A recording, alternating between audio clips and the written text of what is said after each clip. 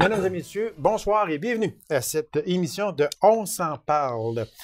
Après l'avoir reçu comme député, que ce soit au pouvoir, dans l'opposition et même comme ministre, pendant plusieurs années, au-delà de 85 émissions avec lui, et vous me voyez venir, j'en suis persuadé, je le reçois maintenant comme analyste politique. Alors, mesdames et messieurs, avec grand plaisir, Monsieur François Gendron. Monsieur Gendron, bonsoir. Bonsoir, M. Lacasse. J'ai failli dire le député d'Abitibi-Ouest, mais là, c'est plus ça. C'est plus ça. Fait que c'est ça, M. Gendron, que vous savez que j'en fais beaucoup d'émissions politiques. Les gens adorent, j'en entends tellement parler avec Maître Marc Lemay qui vient comme analyste politique. Maintenant, Daniel Bernard, ex-député libéral du comté Rouyn-Noranda-Témiscamingue qui se joint au groupe. Et un nouveau venu que vous connaissez assurément, que M. Gendron sera ici à quelques occasions pour également analyser la politique. Ça fait drôle de vous recevoir de même, M. Gendron, mais ça me fait tellement plaisir. Et lorsque je vous ai téléphoné pour vous demander si vous étiez intéressé à faire partie de l'équipe d'analystes politiques et que vous m'avez dit oui avec empressement, je vous en remercie beaucoup. Ben, deux choses, très rapidement. Bonjour, cher public. D'abord, écoutez, c'est plus le député de l'Ouest, ça c'est clair. La population a arbitré puis tranché le débat. Mais je tiens à vous dire que c'est la même personne. C'est pas la même responsabilité puis le même chapeau, parce que ce qu'il m'a demandé, c'est d'être analyste politique. Est-ce que je crois être en mesure, après une vie aussi intense et active en politique, d'être capable de faire de l'analyse politique?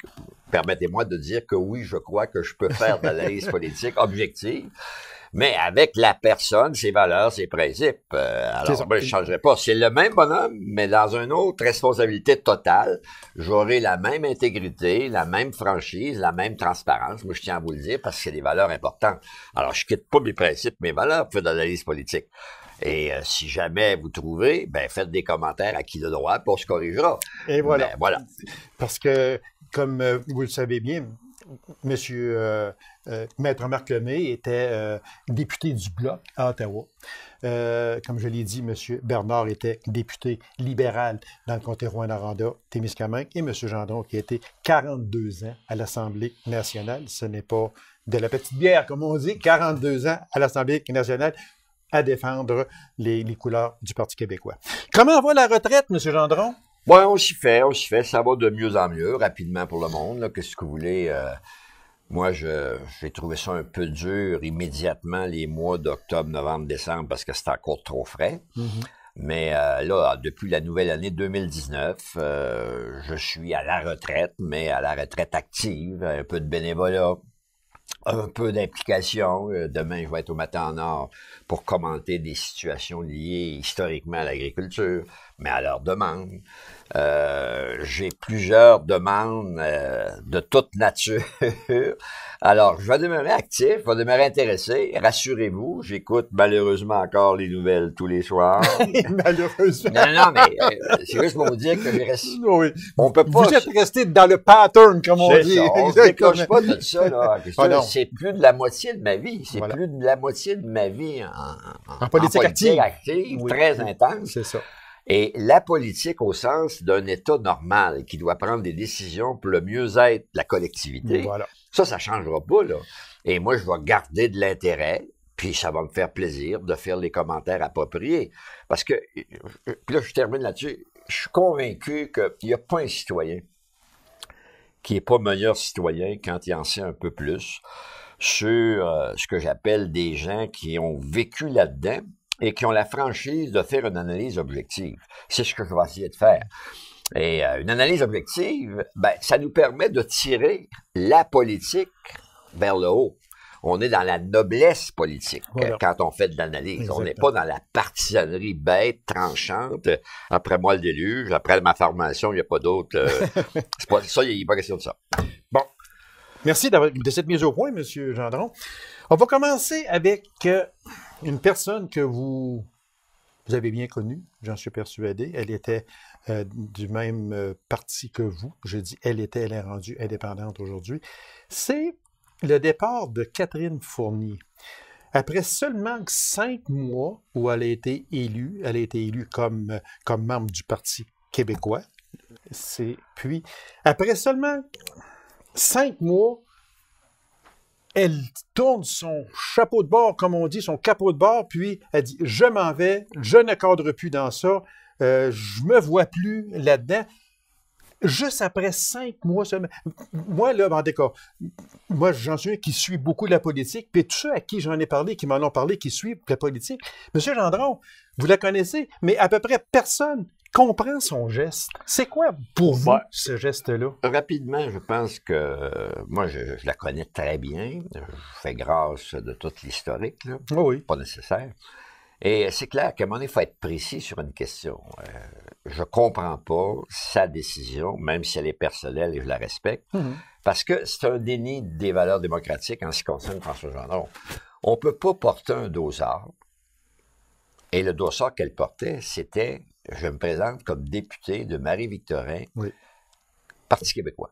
Puis élu Parti québécois. Et la population lui fait confiance, lui donne un mandat d'aller représenter la population, mais avec le dossard qu'elle portait. Oui, exactement. Et vous connaissez sûrement, mais là, c'est pas le député qui parle, c'est l'analyste politique. Moi, j'ai toujours dit, les convictions, les principes, il faut que ça demeure en politique. Et ça peut pas être exact de dire, ben écoutez, là, moi, je fais ça pour améliorer la situation du parti dans lequel j'étais au même moment où elle siégeait sur l'exécutif national. Il faut savoir ça. Oui. Donc, elle le savait que tout serait remis en cause. Et là, c'est pas le député qui parle, c'est la réalité.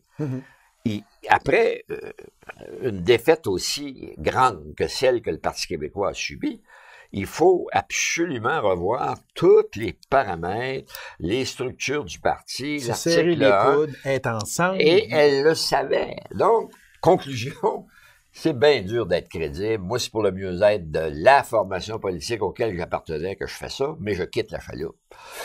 C'est de la misère.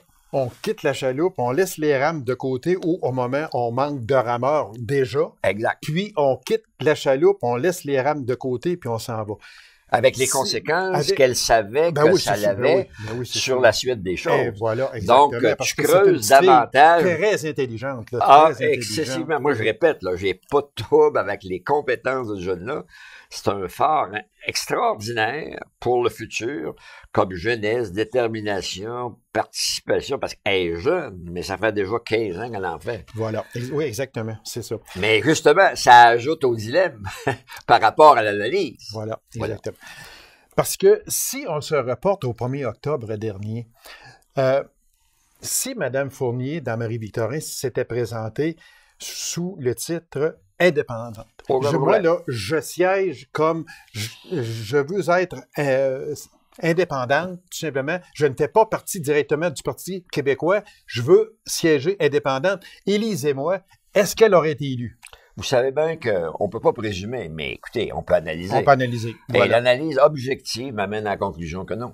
C'est clair que non. Parce que des députés qui se présentent sous l'honnête rubrique de députés indépendants, dans la modernité des 40 dernières années, ça arrivé pour personne. Voilà. Donc, il n'y a pas de logique. Ah, ben là, ça arrivé pour Catherine, parce qu'elle est ci, puis elle est ça, puis elle est ça.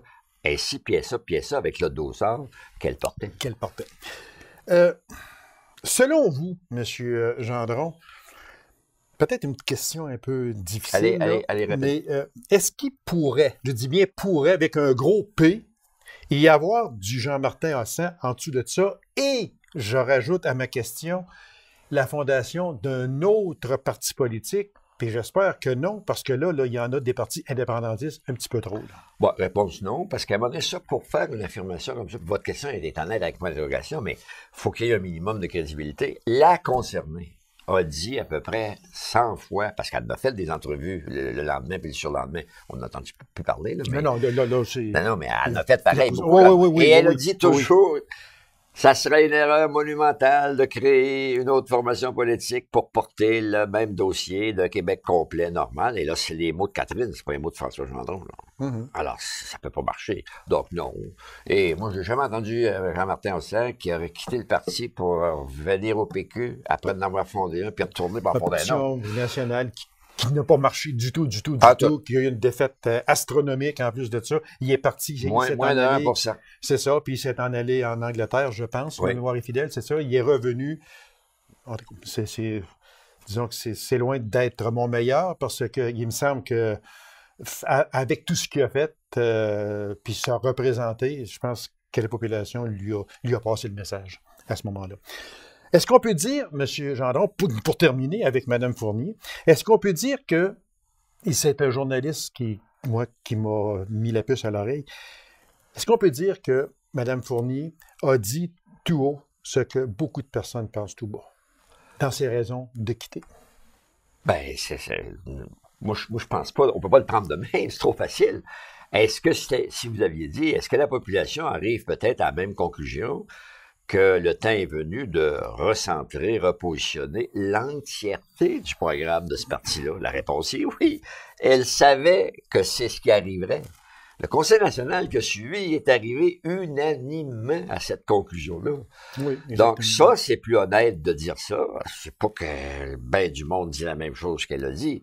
C'est est-ce que le moment est venu de refaire en très grande profondeur le programme, les éléments de contenu pour redynamiser le parti. Ben, la même Catherine, puis tous les autres que vous dites en sourdine, ils ont dit « Touchez pas à l'option, vous êtes un parti indépendantiste, il faut que vous restiez un parti indépendantiste. Oui, » l'article numéro 1 du Parti québécois. On va passer au fédéral, M. Gendron.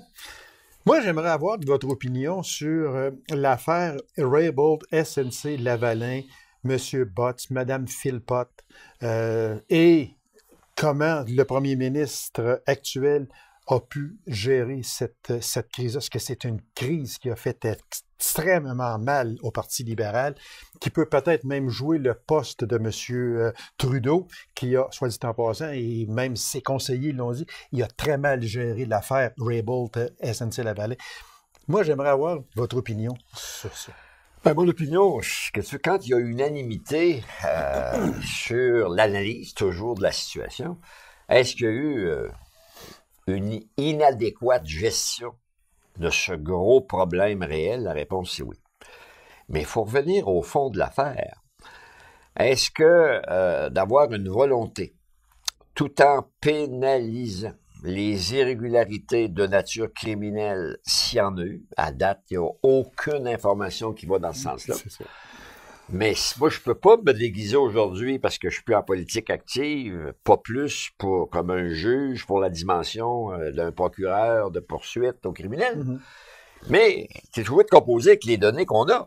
Voilà. Or, les données qu'on a, c'est qu'il n'y en a pas eu. Et est-ce que ce qu'ils voulaient faire, indépendamment de la manière non transparente et non efficace, manque de franchise et ainsi de suite, est-ce qu'ils voulaient protéger cette entreprise internationale de très haut niveau de compétences, de lecture, tout en pénalisant un peu plus tard les coupables? Il y a une loi qui prévoit ça. Il y a à peu près 17 pays qui ont utilisé cet outil-là quand ils sont dans une situation semblable. Mm-hmm. Et c'est ce qu'ils voulaient faire. Est-ce que moi, sur ce geste-là, je suis plutôt favorable que c'était logique de l'envisager légalement, comme d'autres l'ont fait, en se donnant la loi cadre d'un règlement qui aurait permis, je répète, de poursuivre et de pénaliser les mauvaises décisions, puis il y en a eu, le gaspillage de fonds publics dans certains cas, de l'argent des contribuables mal utilisé, sans détruire à tout jamais la raison sociale de l'entreprise. Et c'est ce qu'il voulait faire. Est-ce qu'il s'est mal pris? Probablement. Mais une médaille à tour de revers. Là, plus on l'a creusé, plus on a senti... On en sait plus, là. Oui, on en sait plus, mais on a senti en même temps qu'il y avait vraiment... Parce que, regardez, ils ont dit, nous, on veut rester au caucus pareil, même si on a perdu dans la nationalité, pour mieux vous rentrer dedans. Ça, j'ai assez fait de politique, c'est plus possible. Non, c'est ça, là. Ça, là, c'est vraiment tu ne peux pas rester assis à la même table que tes pairs, que ton chef est là, en qui te dit ouvertement, je n'ai plus confiance à mon chef, au premier ministre, mais je vais rester pareil au caucus. Pour te gosser. Ça marche pas, là. Non, voilà. Alors, moi, je pense que j'ai été clair, mais ce qu'il voulait faire, c'est fait ailleurs.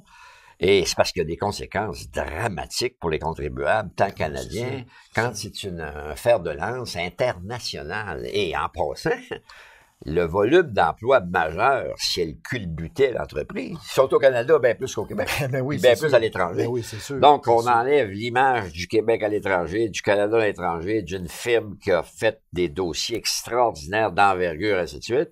On punit les infractions, mais on sauve le bébé. Là, on veut jeter l'eau avec le bébé. On veut jeter le bébé avec l'eau du bain. Dans la loi, de ne pas les traîner en cours criminel. Exact. Dans la loi, c'était légal. Oui. Parce qu'il n'y a rien qui interdisait. Parce que déjà, on en a eu, il y en aura encore, puis il y en aura toujours, on impose une amende. Si on avait imposé une amende, disons, je dis ça de même, là, 100 millions à SNC-Lavalin, puis on continue, ça aurait été légal de le faire. C'est ça que les gens, des fois, ont tendance peut-être à pas comprendre, mais c'était légal, il faut le dire. Oui. Mais Mme Raybould, elle a dit dans son optique, non, moi, vous ne me ferez pas faire ça, on va ouvrir un dossier, on va les traîner en cours criminel, puis s'il faut, bien regarde, ils n'auront plus accès à aucun contrat au Canada. C'est des milliers d'emplois. Fait que sur un côté, on joue sur les cordes sensibles et sur l'autre côté, les pertes d'emploi qui sont énormes. On était vraiment, Mme Raybould avait un dossier là, extrêmement difficile à gérer. On n'en doute pas. On n'en doute pas. D'ailleurs, c'est le propre d'un procureur général. C'est pas pour rien, vous n'avoir connu. Là. Oui. Et dans des dossiers comme ça, la sagesse aurait recommandé qu'elle se retire du cabinet. Pas de la fonction qu'elle avait, mais qu'elle se retire du cabinet. Moi, j'ai vu Marc-André Bédard faire ça. J'ai vu d'autres ministres de la Justice. Regarde, ça, là. Prenez votre décision, mais moi, il faut que je garde ma crédibilité, tout ça. Elle est supposée savoir ça. Arrête de faire ça. Ça aurait été plus simple. Parce qu'elle était le procureur général du Canada, là, oui. Mme Raybould. Juste pour terminer sur ça, M. Gendron, comment M. Trudeau a très mal géré cette crise-là. Et le jour où il est allé dire, ben ça, là, je n'étais pas assez informé. On ne m'a pas assez informé. C'est le premier ministre. Il doit être au courant, je m'excuse, mais il doit être au courant du meilleur comme du pire qui passe dans son gouvernement. Puis venir dire face à la presse mondiale, j'étais passé au courant de tout ça, qu'est-ce qui s'est passé. On ne m'a pas assez informé. Ça marche pas. Là. Il y avait quand même des conseillers seniors à son cabinet. Tous les premiers ministres, qu'ils soient au Québec ou dans les provinces ou le premier ministre du Canada, il y a tout un staff là, qui l'entoure. Et tu peux pas plaider. De toute façon, il n'y a pas de voie là. Tu peux pas dire ça pour une raison très simple. Moi, je me rappelle dans un geste plus simple que j'ai vécu, une ministre, c'est sa sous-ministre, c'était évident qu'elle avait fait l'erreur. Puis là, elle dit, au nom de la responsabilité ministérielle, je quitte mes fonctions parce que je dois répondre de ma sous-ministre. Ça, on sait ça quand on prête notre serment. Okay. Imagine-toi un premier ministre, c'est exactement la même affaire. Un premier ministre doit toujours répondre de son personnel politique, de son cabinet, et informé ou pas, tu peux pas invoquer ce motif pour avoir ce que j'appelle un manque de transparence ou autre élément, parce qu'on n'a pas à rentrer dans tous les détails, mais une chose qui est sûre, quand ceux qui ont analysé ça, ils ont dit « ça a été mal géré », bien ça, c'est une conclusion. Alors, il appartient au premier ministre d'assumer la mauvaise gestion du dossier. Et on le voit aussi dans les sondages, comme je me rappellerai toujours de votre image d'un sondage, quand vous m'aviez dit, c'est la photographie d'un instant, c'est ça que vous m'aviez dit, et c'est vrai aussi, mais il reste que la photographie, là, elle grossit tout le temps. Et quand on regarde les derniers sondages, M. Scheer serait en avance sur la partie libérale. Fait que ça peut faire énormément tard. Peut-être pas pour battre le gouvernement libéral, mais le faire entrer minoritaire, par exemple. L'ébranler assez sérieusement pour poser la question, est-ce que ça se peut que... Oui. En terminant, le départ de M. Botts. M. Botts, j'ai lu sur lui, M. Botts, un homme extraordinaire dans le sens que c'est un leader, c'était le bras droit de Justin Trudeau, premier ministre du Canada. Puis, c'est lui qui l'a fait monter en politique, c'est lui qui l'a fait gagner la course à la chefferie du Parti libéral. C'est lui qui l'a fait un peu gagner ses élections en 2000. Non, m'échappe, en tout cas, les dernières élections en 2015. Voilà, en 2015, c'est un peu grâce à M. Bott si le Parti libéral est allé si haut avec le nombre de sièges. Son départ peut affecter énormément M. Trudeau parce que c'était son bras droit, c'était lui.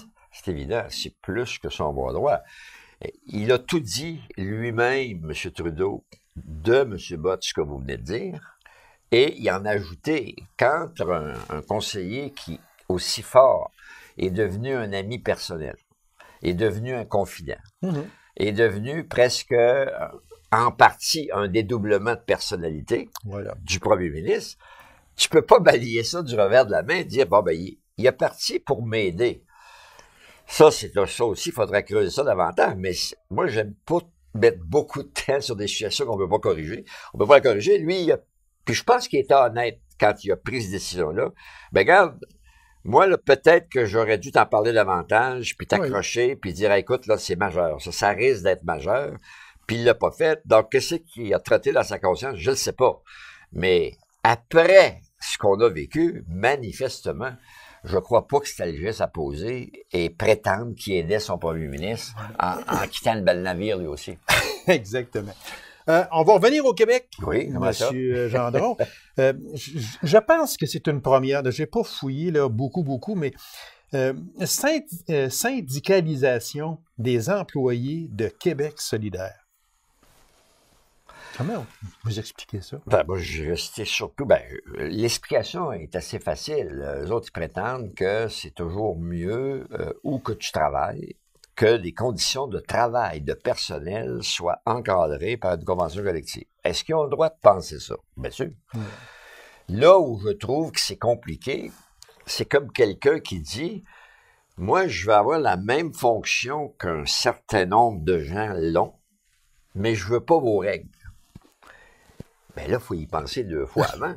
Tu peux pas être député et dire, moi, je veux pas avoir les règles des députés, je veux pas le décorum de l'Assemblée nationale, je veux pas m'habiller comme... Non, mais c'est la même chose. Oui, exactement. Là, moi, je défais du syndicalisme. Est-ce que j'en ferai encore? Ben oui, parce que normalement, quand tu prêches du syndicalisme, tu prêches les meilleures conditions de travail pour tout le monde, meilleurs revenus, meilleur roulement économique. Conditions de travail, c'est sûr, oui. C'est normal, c'est légitime. Je connais personne mais qui vit pour détruire le plus possible ses conditions de travail. Je connais personne. C'est sûr.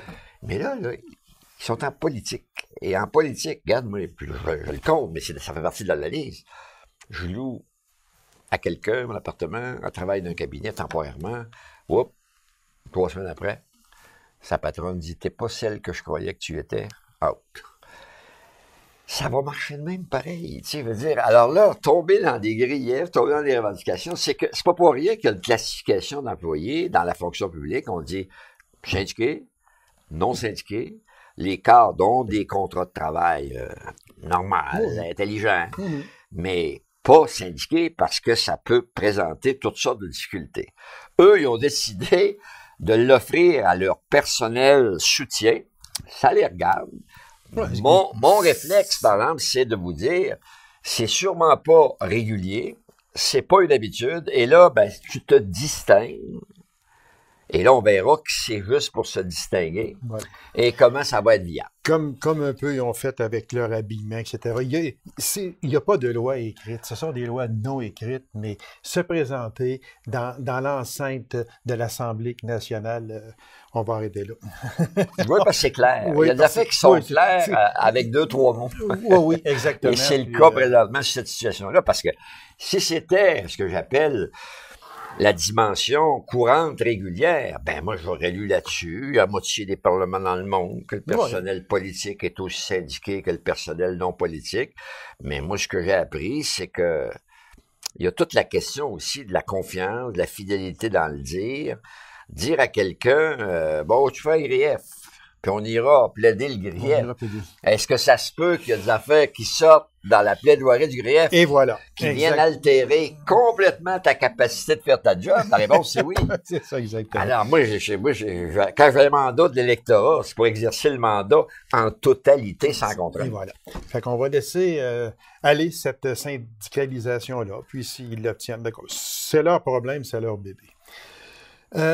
Une chose, M. Gendron, qui a fait les manchettes lorsque la CAQ était dans l'opposition, et puis maintenant que la CAQ est au pouvoir, qui refait surface aussi, c'est les fameux trop perçus d'Hydro-Québec qui se situent à environ 1,5 milliard, là, qui donnerait à peu près 325 à 350 $ par client, par famille. Dans l'opposition, on criait au loup, on disait que c'était du vol, tout simplement qu'il fallait remettre cet argent-là aux clients d'Hydro-Québec. On est au pouvoir, puis là, ben là, je ne sais pas, là, je ne suis pas trop certain, là. On va regarder ça, peut-être qu'on va le remettre sous forme d'augmentation moins élevée. Le client, il a payé argent, son compte d'électricité.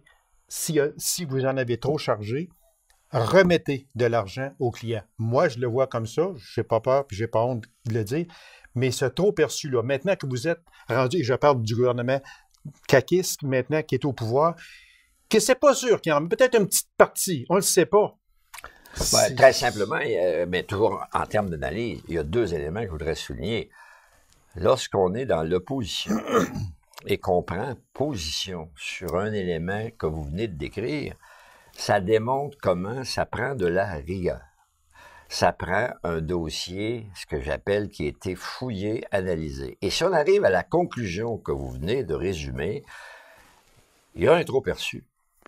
Il n'est pas justifié et on exige un remboursement et qu'on a monté le dossier pour l'attester d'une façon crédible, il faut rester sur le même picot. Voilà. Le jour où tu dévis c'est les mêmes arguments, c'est la même logique, c'est le même dossier.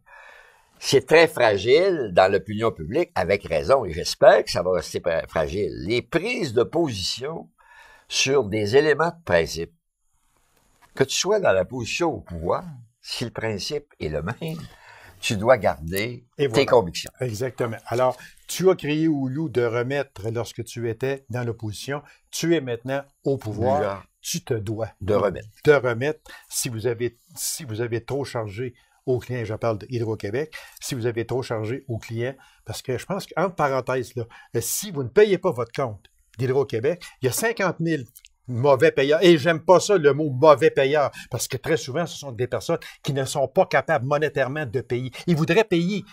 C'est pas parce qu'ils veulent pas payer, ils ne peuvent pas payer. C'est une réalité factuelle. Et voilà, exactement. Comme 40% des Québécois ne payent pas d'impôts, c'est pas parce que c'est des gens qui veulent pas payer d'impôts. Ils sont sur la CSST, ils sont une maladie mentale, incapables de travailler, un revenu inférieur à la première braquette. Voilà. Non, mais il faut le dire, parce que c'est pas des mauvais payeurs. Non, c'est pas des mauvais citoyens. Le terme mauvais payeur qui fait des grosses manchettes des fois. Hydro-Québec s'apprête à couper X foyers de mauvais payeurs. C'est pas vrai, c'est pas tous des mauvais payeurs. Ce sont des personnes très souvent qui ne sont pas capables de rencontrer. Alors, vous leur devez de l'argent, remettez-leur. Monsieur Gendron, merci, c'est très intéressant. J'ai aimé, puis j'espère qu'il y en aura d'autres occasions pour prendre le temps de faire une analyse objective. Et j'aime votre objectivité aussi, Monsieur Gendron. Pour une première, ça a bien été. Merci. Ben, c'est moi qui vous remercie. Alors, mesdames et messieurs, merci d'avoir été là. On se rend rendez-vous à une prochaine émission de On s'en parle. Au revoir et bonne semaine.